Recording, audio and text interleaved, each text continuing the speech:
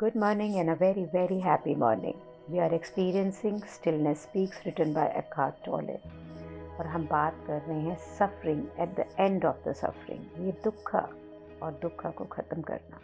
Page number 124 writer बता रहे हैं कि ये जो हमारी सफरिंग है ना, ये इतनी सूक्ष्म है और कई बार ना भी उतनी सूक्ष्म है, और इसका जो आकार है ये इतना हमें अपनी ज़िंदगी में स्वाभाविक लगता है कि हम पहचान ही नहीं पाते हैं कि हम दुख में हैं।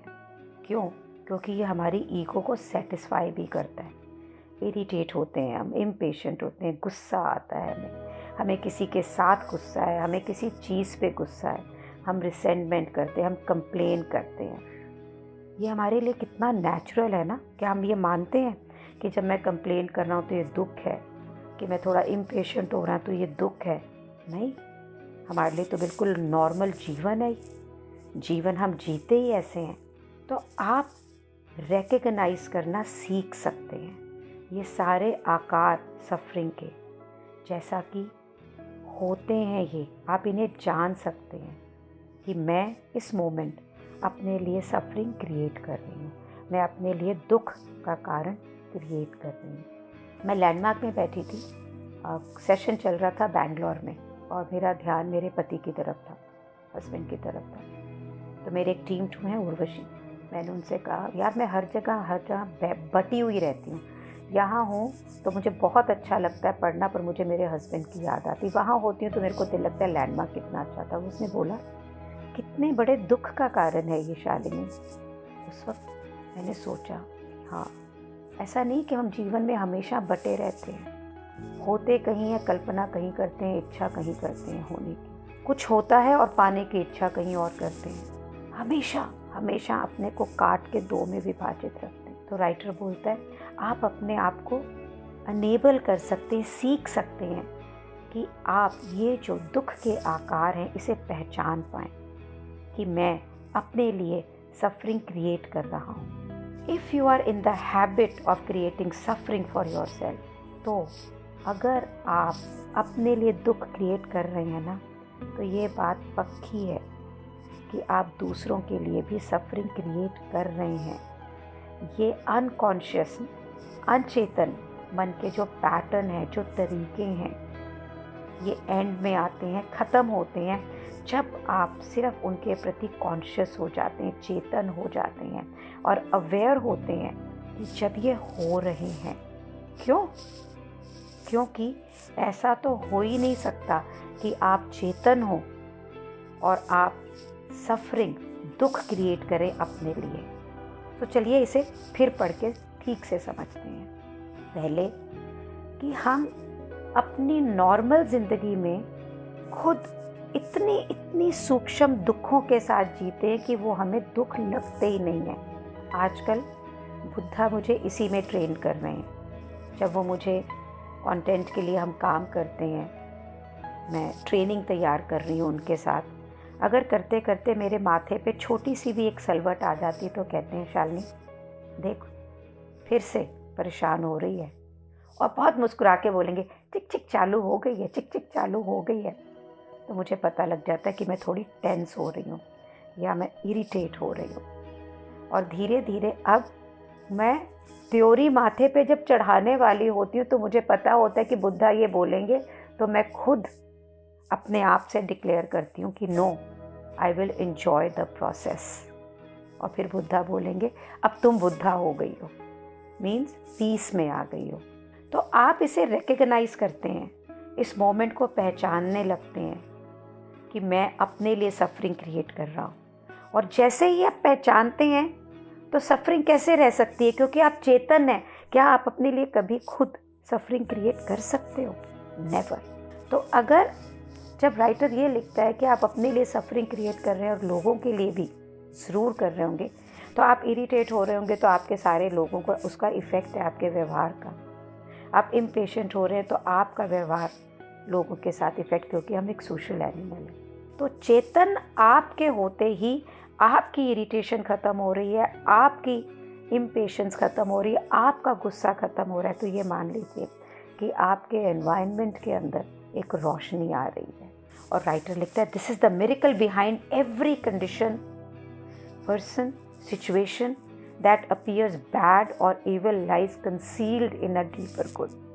कि जो चीज़ें आपको बुरी लग रही हैं, आपको बहुत ऐसे लग रहा है कि सब चीज़ें बुरा आपके साथ ही हो रही है, बुराइयाँ हो रही हैं, इसके अंदर एक बहुत ही छुपा हुआ गहरी अच्छाई है। और ये गहरी अच्छाई अपने आप को अब आपके सामने रिवील करना चाहता है, both with in and both without. Means जीवन के अंदर स्पिरिट में या जीवन के बाहर वस्तुनिष्ठता में, through inner acceptance to what is. जैसे ही आप इनर एक्सेप्टेंस यानी चेतन हो जाते हैं और व्हाट इज इस मोमेंट को एक्सेप्ट करते हैं, तो एक मिरेकल होता है, एक जादू होता है। Resist not evil is one of the highest truth of humanity. कि किसी भी बुराई को खास करके रेजिस्ट ना करें, ये एक ह्यूमैनिटी का सबसे हाईएस्ट ऊंचा सच्चाई है, ऊंची सच्चाई है। तो राइटर का कहना है कि जब भी दुखा लगे, ये लगे कि सिचुएशन बैड है या इविल है, उसमें देखिए कि कौन सी अच्छी सच्चाई है। कानपुर के अंदर करोड़ों का धन, अरबों का धन ख़त्म हो गया और लोग परेशान थे। मैं दिल्ली आई 3 बैग्स के अंदर और इतना बड़ा बिजनेस क्रिएट हुआ। आज मैं ये किताब पढ़ रही हूँ क्योंकि मैं यहाँ हूँ। एक मैंने फ्री जीवन व्यतीत किया जैसा मैं चाहती थी। कोरोना आया, कोरोना के अंदर ये बुक रीडिंग वगैरह सब शुरू हुई। तो हर बैड और इविल के अंदर बहुत चीज़ें क्रिएट हुई। मेरे जीवन में क्यों, कोरोना की वजह से पूरा वातावरण स्वच्छ हो गया, जिंदगियां बदल गईं, प्रेम, लोग स्पिरिचुअल हो गए। तो देखिए कि आपके पास इस समय जीवन के अंदर जो भी सिचुएशन है, पहले तो आप क्या उसे कैसे एक्सपीरियंस कर रहे हैं, क्या आपने उसे एक्सेप्ट किया है। तो एक्सेप्टेंस के लिए राइटर लिखता है a dialogue, accept what is. कि जो भी है इस मोमेंट में उसे एक्सेप्ट कर ले, गले से लगा ले। तो आप कहते हैं I truly can not, I am agitated and angry about it. नहीं कर सकता मैं, क्योंकि मैं गुस्से में हूँ, मैं नाराज़ हूँ। तो राइटर बोलता है देन एक्सेप्ट व्हाट इज़। कोई बात नहीं, अगर आप एजिटेटेड है, गुस्से में है, तो उसे एक्सेप्ट कर लें कि हाँ मैं एजिटेटेड हूँ और गुस्सा हूँ। एक्सेप्ट करें कि मैं इसे एक्सेप्ट नहीं कर सकता। कहते हैं हाँ, एक्सेप्ट लाएं, एक्सेप्टेंस लाएं अपनी नॉन एक्सेप्टेंस में भी कि मुझे ये नहीं चलेगा, तो ठीक है, मुझे ये नहीं चले, यहाँ कोई रेजिस्टेंस नहीं है।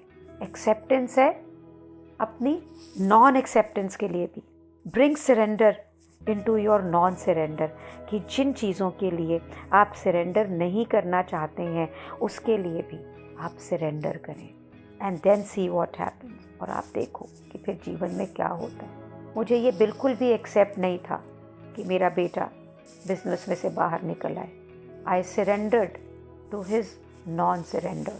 और मैंने मेरे इस नॉन सरेंडर को, मुझे अब भी ये एक्सेप्ट नहीं है कि वो मेरे बिज़नेस में क्यों नहीं है, लेकिन मैं अपनी एक्सेप्टेंस के लिए भी सरेंडर में हूँ कि ठीक है, मुझे नहीं ठीक लगता, इट्स ओके, पर अब यहाँ पे कोई दुखा नहीं है। तो राइटर ये कहता है सी व्हाट हैपन्स।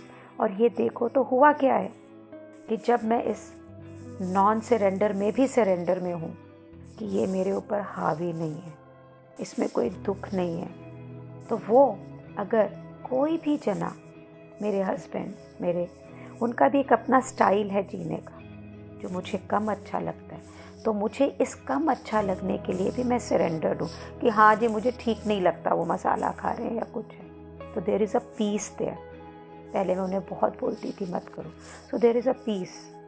तो उनकी कोई आदत जिसके प्रति मैं सरेंडर्ड नहीं हूँ, लेकिन अपनी इस सोच के लिए सरेंडर्ड हूँ, ये ना आप बुद्धि के जोर पे नहीं हम इसे समझ पाएंगे। इसे आप करके देखिए कि आपको जीवन में जो नहीं अच्छा लग रहा, मान लीजिए कि मुझे नहीं अच्छा लगता और उसके प्रति भी सरेंडर हो जाइए कि ठीक है। It's a huge practice to do, huge practice. और आप देखेंगे कि सारी चिक चिक किच किच बिल्कुल ख़त्म हो जाएगी। There will be so much of peace around, so much. All of a sudden आपको लगेगा कि आपको कोई चीज़ इफ़ेक्ट ही नहीं करती। आप अपनी खुद की नेगेटिव सोच भी इफ़ेक्ट नहीं करती, and you will really experience what is this moment. It is so powerful to be in that space, so beautiful to be in that space. Thank you so much for creating this space.